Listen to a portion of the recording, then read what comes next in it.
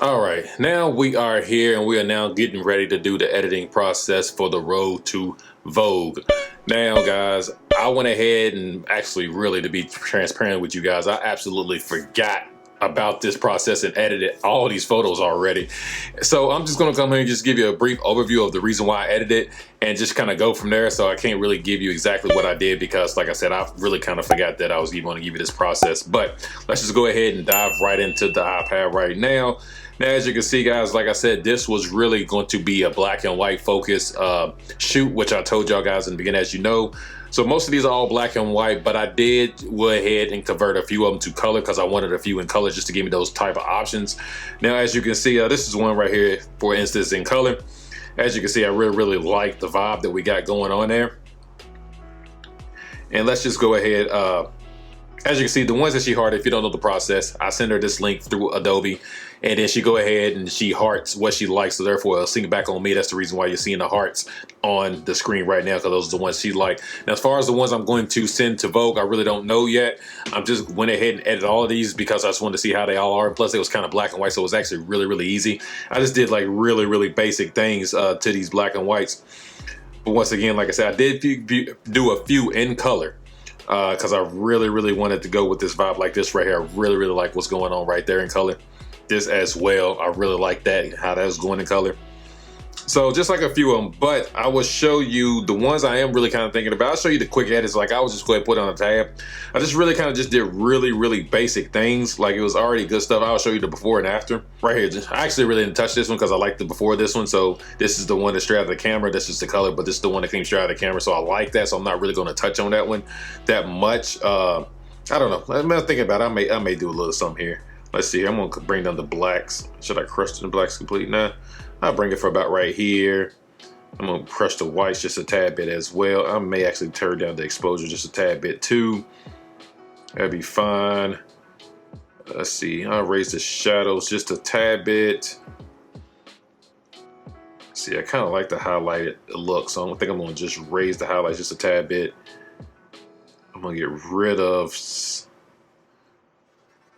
yeah, I think I'm gonna get rid of some contrast because what I like doing necessarily here is actually I like using the dehaze. So I'm gonna go here and just use the dehaze actually.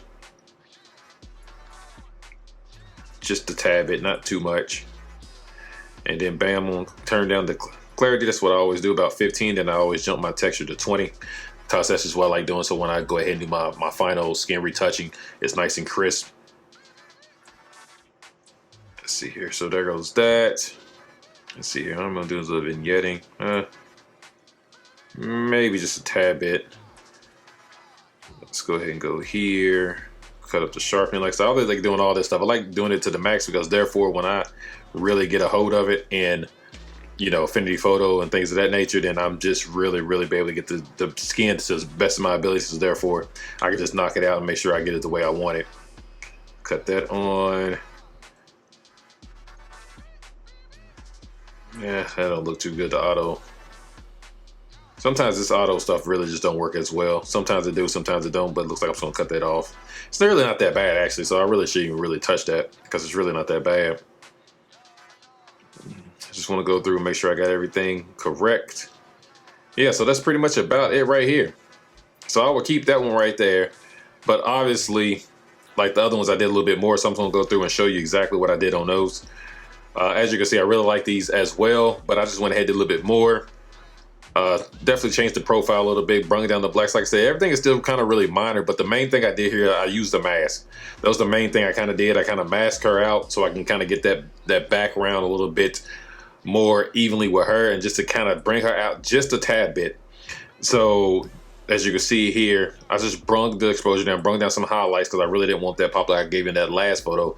So I just kind of wanted this, and this right here kind of gives me that Vogue kind of aesthetic that I really think that the magazine will be looking for. Also, just let y'all guys know, if you're really not aware, that when you shoot raw, even if you shoot it in black and white like I did in the camera, like it will always be color. So that's why the reason why when I hit the before, it's showing you in color. Because that's just what it does. So you always have that color, even though if you shoot it in black and white in camera, you will still all to have that color information completely fine. It's just really just to change a profile, to be honest with you guys. That's the only thing they're really kind of doing here, is just changing the profile to make it black and white inside the camera. The next time I will show you is me just kind of really just go ahead and submit it to Vogue magazine, which is kind of really simple, guys. You just gotta make an account and just send it on there. It's really kind of simple. I thought it was going to be a whole lot more tedious than what it really is, but I do need to figure out some more criteria. I will be talking to you on that when I'm actually showing you on the computer and when I'm going ahead and submitting the ones I went ahead and choose. Like I said, right now there's a lot here, and obviously we're not going to pick every single one of them, but I think I'm going to go back and probably hit up a couple photographers, Tog Life Team, and ask them their thoughts on which one they think I should submit as well. I did this with the last one with the flying dress. I'm gonna go ahead and finish up this, go ahead and knock this out, the quick edit, and then from there, you will be seeing me when I absolutely go ahead and submit it to the Vogue website.